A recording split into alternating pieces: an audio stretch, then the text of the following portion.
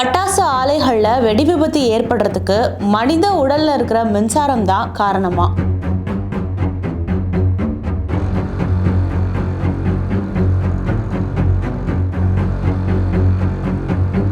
பட்டாசு தயாரிக்கும் போது அதுல இருக்கிற கெமிக்கல்ஸ்ல மனிதர்களோட உடல்ல இருக்கிற மின்சாரம் கலக்கிறதுனால தான் திடீர்னு ஒரு வெடி விபத்து அங்க ஏற்படுது. இது நான் சொல்றது இல்லைங்க, ஒரு அமைச்சர் இந்த விஷயத்த சட்டசபையில சொல்லியிருக்காரு. ஏன் அப்படி சொன்னாரு? நிஜமாவே மனித உடல்ல இருக்கிற மின்சாரம் தான் பட்டாசு வெடிக்கிறதுக்கு காரணமா இருக்கா? வெடி விபத்துகள் இதனால மட்டும்தான் வருதா? இதெல்லாம் தான் இந்த நிகழ்ச்சியில பேச போறோம். வாங்க நிகழ்ச்சிக்குள்ள போகலாம்.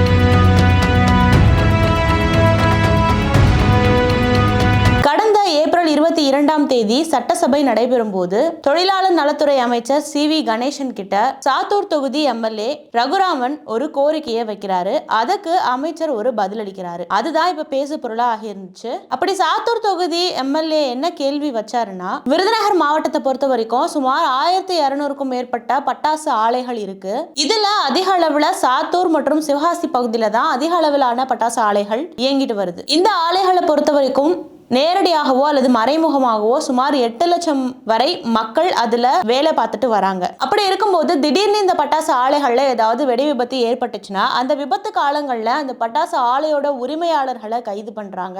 இதனால பாதிக்கப்பட்ட மக்களுக்கு உரிய நிவாரண தொகை பெற்றுக்கிறதுல ரொம்ப கஷ்டமா இருக்கு. அதனால அந்த ஆலையோட மேனேஜர்களை கைது செஞ்சா ஆலை உரிமையாளர்கள் கிட்டேந்து பாதிக்கப்பட்ட மக்களுக்கு நிவாரண தொகை பெற்றுத்தர ஏதுவா இருக்கும். அதனால வாழ்வாதாரத்துக்கு உயிரை பணயம் வச்சு இது போன்ற வேலைகளில் ஈடுபட்டு வர மக்களுக்கு விபத்து காலங்கள்ல உரிய நிவாரணம் வந்து சேர்வதற்கு ஏதுவாக மேலாளர்களை கைது செய்யலாம், ஆலை உரிமையாளர்கிட்டேந்து நிவாரண தொகையை பெற்றுக் கொடுக்கலாம். இது போன்ற நடவடிக்கை மேற்கொள்ள அரசு ஆய்வு செஞ்சா நல்லா இருக்கும் அப்படின்னு சொல்லி ஒரு கோரிக்கையை முன்வைக்கிறாரு. அந்த நேரத்துல அதற்கு பதிலளித்து பேசிய தொழிலாளர் நலத்துறை அமைச்சராக இருக்கக்கூடிய CV கணேசன் ஒரு கருத்தை முன்வைக்கிறாரு.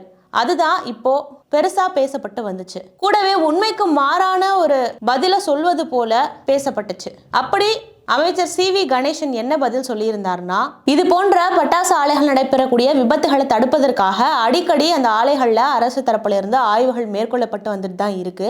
குறிப்பா கோடை காலங்கள்ல பட்டாசு ஆலைகள்ல அதிகமா விபத்து ஏற்படுது.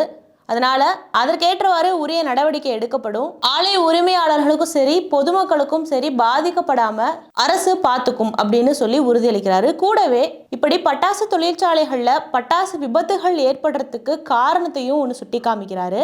என்ன சொல்றாருன்னா, எப்படி காத்து தண்ணி எல்லாம் நம்ம உடம்புக்குள்ள இருக்கோ அதே போல நம்ம உடம்புக்குள்ள மின்சாரமும் இருக்கும். அந்த மின்சாரம் பட்டாசுல இருக்கக்கூடிய அந்த ரசாயனங்கள்ல கலக்கும் போதுதான் வெடி விபத்துகள் இது மாதிரி உருவாகுது அப்படின்னு சொல்லி ஒரு பதில் கொடுக்கிறாரு. அது எப்படி? பட்டாசு ஆலைகள் நடக்கக்கூடிய வெடி விபத்துக்கு மனிதர்கள் தான் காரணம், மனித உடல்ல இருக்கிற மின்சாரம் தான் காரணம் அப்படின்னு ஒரு அமைச்சர் சொல்லியிருக்காரு, அதுவும் சட்டசபையில.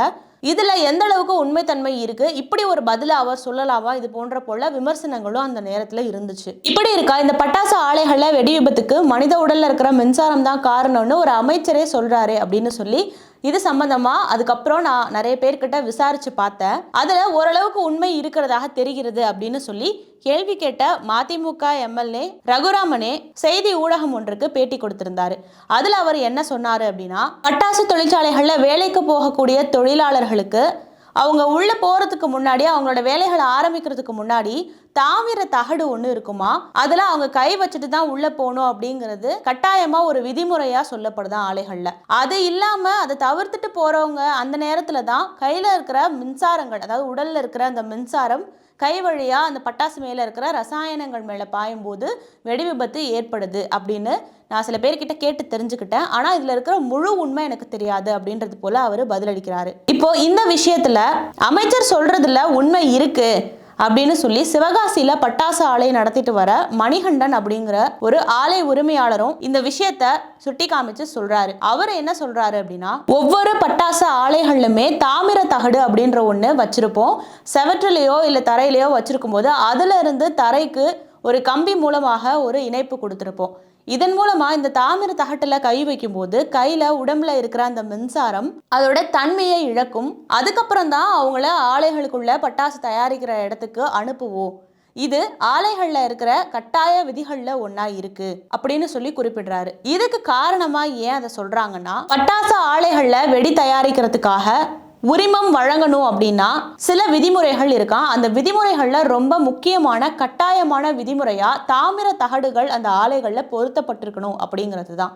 ஏன்னா அந்த தாமிர தகடுகள்ல தொழிலாளர்கள் இது மாதிரி கை வச்சுட்டு போகும்போது அவங்க கை அதுல வைக்கும்போது அவங்க உடல்ல இருக்கிற மின்சாரத்துல இருக்கிற எலக்ட்ரான்கள் எல்லாம் அந்த தாமிர தட்டுல பூமியோட இணைச்சு கொடுக்கப்பட்டிருக்க அந்த கம்பி வழியாக பூமிக்கு போயிடுமா. 2008ஆம் ஆண்டின் வெடிமருந்து விதிகள் படி பீசோ என்று சொல்லப்படும் petroleum and explosive safety organisation சார்பா இந்த விதியை முக்கியமா அடிக்கோடிட்டு காட்டப்பட்டிருக்கு மத்திய அரசால அப்படின்னு சொல்லி குறிப்பிடுறாரு. இந்த தாமிர தகடுகள்ல கை வைக்கும் போது அதுல மின்சாரம் பூமிக்கு கடத்தப்படுவது அப்படிங்கிறது எப்படி நம்ம இப்படி டிவிக்கு மானிட்டர் முன்னாடி கை வைக்கும் போது கையில அந்த உடல் சிலிர்ப்பு தன்மை ஏற்பட்டு தோல்ல இருக்கக்கூடிய அந்த ரோமங்கள்லாம் சிலிர்க்க ஆரம்பிக்கும். அதுக்கு காரணம் என்னன்னா உடல்ல இருக்கக்கூடிய ஸ்டாட்டிக் எலக்ட்ரிசிட்டி என்று சொல்லப்படும் நிலையான ஒரு மின்சார தன்மை தான். இதுதான் இந்த இடத்துல இந்த பட்டாசு ஆலைகளோட வெடி விபத்துல வேலை செய்யுது அப்படின்னு மணிகண்டன் சொல்றாரு. அப்போ மனித உடல்ல ஏற்கனவே நிலையான ஒரு மின்சார தன்மை இருக்கும். அதுல இருக்கிற எலக்ட்ரான்களை வேற எந்த ரசாயனங்களோடையும் கலந்தா வெடி விபத்து ஏற்படும், அந்த இடத்துல மின்சாரம் அதிக போக்கு இருக்கும் அப்படிங்கிறதுனால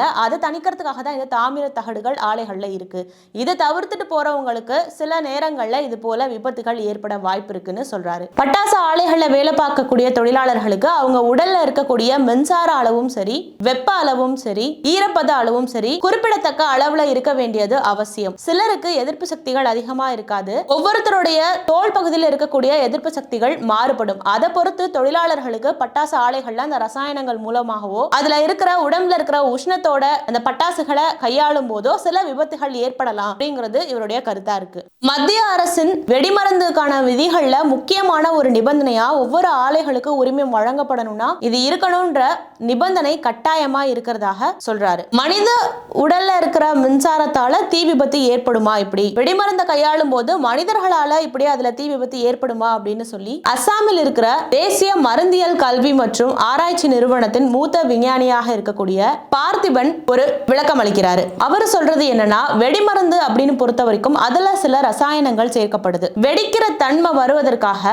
இந்த வெடிமருந்துகள்ல சோடியம், பொட்டாசியம், ஸ்ட்ராண்டியம் போன்ற உலோகங்கள் இருக்கும். இந்த உலோகங்களுக்கு எலக்ட்ரான்ஸை உமிழக்கூடிய தன்மை இருக்கும். கூடவே நைட்ரேட், சோடியம், பொட்டாசியம் இதெல்லாம் வெடிமருந்துகள்ல ரசாயனமா சேர்க்கும் போது அதுலயும் இந்த எலக்ட்ரான்ஸை உமிழக்கூடிய தன்மை அதிகமா இருக்கும். அப்பதான் அந்த வெடிமருந்துக்கான அந்த வெடிக்கிறக்கூடிய அந்த நிலைத்தன்மை வருமா. இந்த ரசாயனங்களால தயாரிக்கப்படும் வெடிமருந்துகள் அதிக அளவுல வெடிக்கும் தன்மையோட இருக்குமா. இதனாலதான் மனித உடல்ல இருக்கிற அந்த எலக்ட்ரான்ஸும் இந்த கெமிக்கல்ஸ்ல வர எலக்ட்ரான்ஸும் ஒன்னு சேரும் போது அந்த இடத்துல ஒரு ஆற்றல் இருக்கும். அதன் மூலமா தான் இந்த வெடி விபத்துகள் வருது. பொதுவாகவே பட்டாசு ஆலைகள்ல வேலை பார்க்கக்கூடிய தொழிலாளர்கள்லாம் கைகள்ல உருட்டி தான் அந்த வெடிமருந்துகளை கையாளுவாங்க.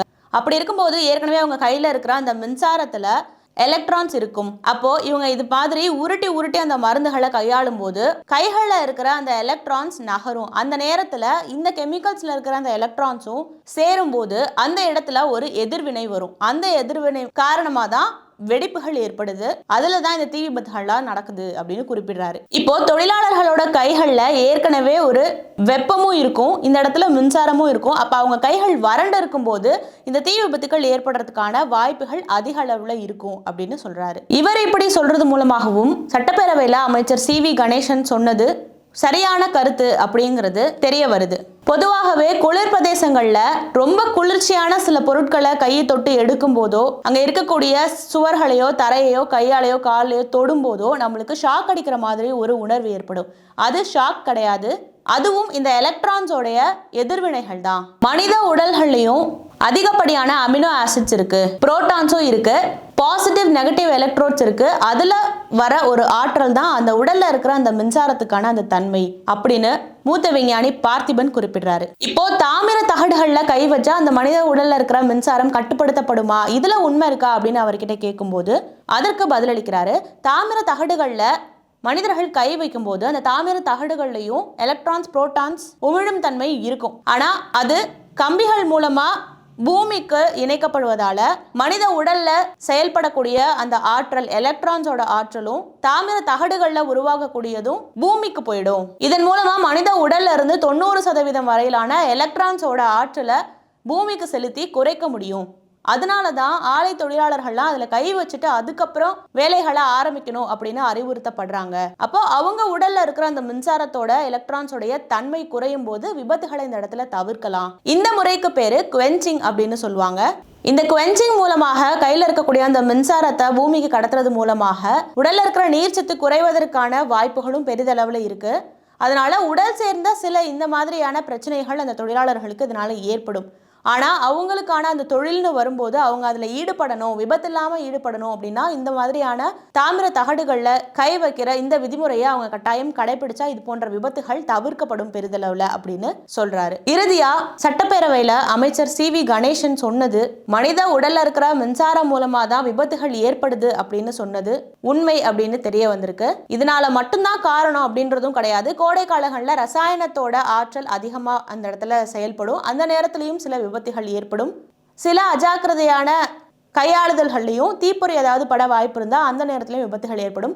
ஆனால் மனித உடல்ல இருக்கக்கூடிய மின்சாரமும் இதற்கு ஒரு காரணம் அப்படின்னு அமைச்சர் சட்டப்பேரவையில் குறிப்பிட்டது சரியான விஷயம்தான் அப்படின்னு இதன் மூலமா தெரிய வந்திருக்கு.